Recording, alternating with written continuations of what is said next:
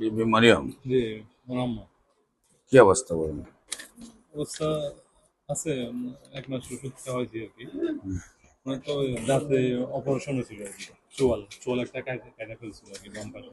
আর একটু ভিডিও করলে দেখা যাবে। ভিডিও কলে আগের চেয়ে ভালো নেই। ভালো যে এমনি ওই মাঝে মাঝে কিস করে ব্যথা করে। বডি কন্ডিশনটা একটু দেখি,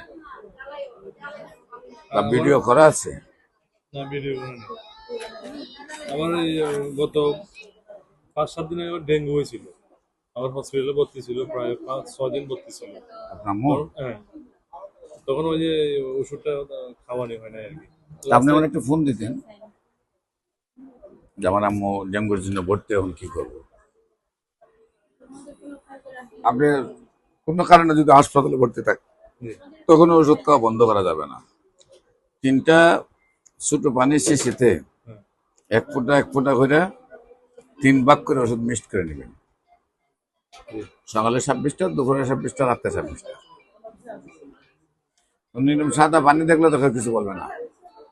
উনি ছোট পানির বোতলে করে নিয়ে গেলেন, নিচে একটু পানি, মনে করবো তো আপনি পানি খাইতেছেন।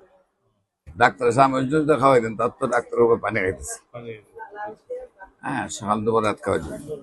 অ্যালোপ্যাথিকটা যেহেতু আমাদের কোনোভাবে অ্যালাউ করে না, হুম, হ্যাঁ, কৌশলে খাওয়াই দিতে হবে। মানে এরা আমাদের লাস্টে ওষুধ সম্পর্কে কিছু বুঝে না। লাস্টে ৫-৬ দিন গ্যাপ গেছে। এদের যে সারাদিন গোলাপ পাড়া মারা ধরেন যে একটা ওষুধের নাম কো হোমিওপ্যাথিকের বলতে পারবে, আর যদি 2-4টা নাম শিক্ষা থাকে যে কি কাজে লাগে বললে বলতে পারবে।